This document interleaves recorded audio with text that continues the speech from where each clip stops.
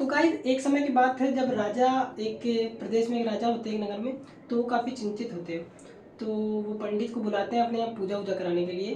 तो जब पंडित पूजा वगैरह करा लेते हैं तो उसके बाद पंडित जी से पूछते हैं वो कि आखिर भगवान कहाँ हैं और भगवान क्या कर सकते हैं और उनकी नज़र किस और है। तो पंडित काफ़ी चिंतित हो जाते हैं कि ये महाराज ने क्या प्रश्न पूछ लिया अचानक। तो पंडित जी ने कहा, काफ़ी विचलित हो गए पंडित जी। फिर उन्होंने 1 मंथ का समय मांगा, 1 महीने का समय मांगा।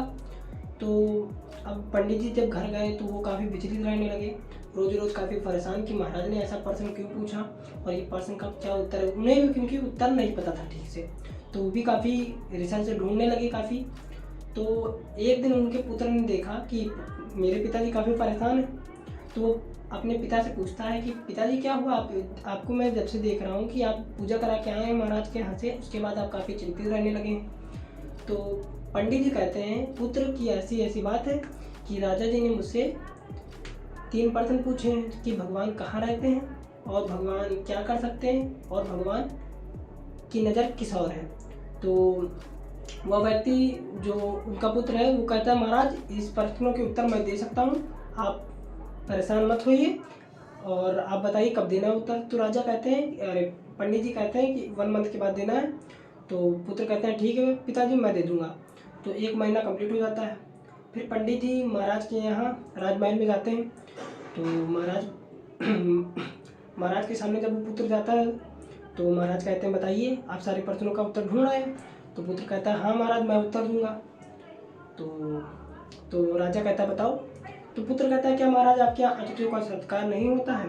तो महाराज लज्जित महसूस करने लगते हैं। तो वो सारे व्यवस्था वगैरह करते हैं क्योंकि पंडित का पुत्र आया था, अतिथि तो हुआ, तो उसके लिए सब भगवान महाराज सब कुछ व्यवस्था करते हैं दूध वगैरह की। तो जब दूध आता है उस बालक के पास, उस पुत्र के पास, पंडित जी के पुत्र के पास, तो उंगली डालता है और ऐसे ऐसे हिलाने लगता है उंगली। तो महाराज पूछते हैं ये क्या कर रहे हो। तो बालक कहता है मैं इसमें मक्खन ढूंढ रहा हूँ। तो महाराज कहते हैं इसमें मक्खन कैसे हो सकता है, पहले इसको दही बनाते हैं, उसके बाद दही को फेंटते हैं, उसके बाद मक्खन निकलता है। तो कहता है महाराज यही आपके पहले प्रश्न का उत्तर है, भगवान हमारे अंदर ही हैं, सब मनुष्य के अंदर भगवान अंदर विद्यमान है, बस हमें ज़रूरत है तो उन्हें पहचानने की और उन्हें अंदर से जगाने की। तो और वो तभी हो सकता है जब हम अपने दिल से अपनी भक्ति से उन्हें जगाएंगे। और दूसरा आपका प्रश्न महाराज। तो राजा काफ़ी प्रसन्न हो जाते हैं। तो राजा कहते हैं मेरे दूसरे प्रश्न का उत्तर, भगवान की दृष्टि किस और है, उनकी नज़र किस और है। तो बालक कहता है महाराज मुझे इसके लिए एक मोमबत्ती चाहिए। तो महाराज एक मोमबत्ती मंगाते हैं, बालक मोमबत्ती जला देता है। उसके बाद वो कहता है महाराज ये बताइए कि इसकी मोमबत्ती की जो रोशनी है वो किस और है। तो महाराज कहते हैं इसकी रोशनी तो चारों ओर है। तो कहता है ठीक वैसे ही महाराज भगवान की दृष्टि सबके ओर होती है क्योंकि वो परमात्मा है और वो भी उनकी दृष्टि चारों ओर इसी तरह विद्यमान है, वो चारों ओर दे सकते हैं क्योंकि वो त्रिकालदर्शी हैं और वो परमात्मा है हमारे। तो उनकी जिस प्रकार इस मोमबत्ती की रोशनी चारों ओर है वैसे ही परमात्मा की भी है। तो महाराज दूसरे प्रश्न भी काफ़ी खुश हो जाते हैं।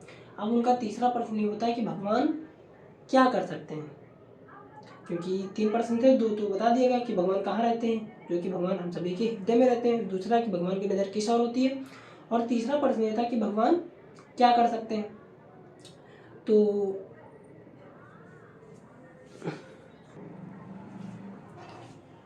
तो उसके वो बालक कहता है कि महाराज मुझे इसके लिए आपके सिंहासन में बैठना होगा।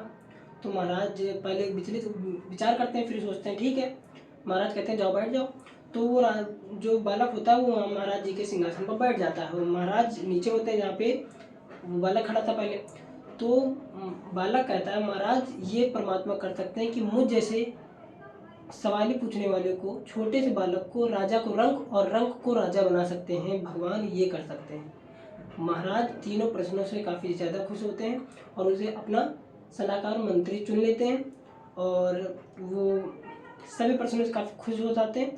तो दोस्तों भगवान जो है हमारे अंदर ही हैं, हमें ज़रूरत है तो उन्हें जानने की और उन्हें पहचानने की। तो अपने आप को पहचानिए और भगवान सबके हृदय में है, सबसे प्रेम से रहिए। सभी जीव सभी जंतुओं में भगवान विद्यमान हैं।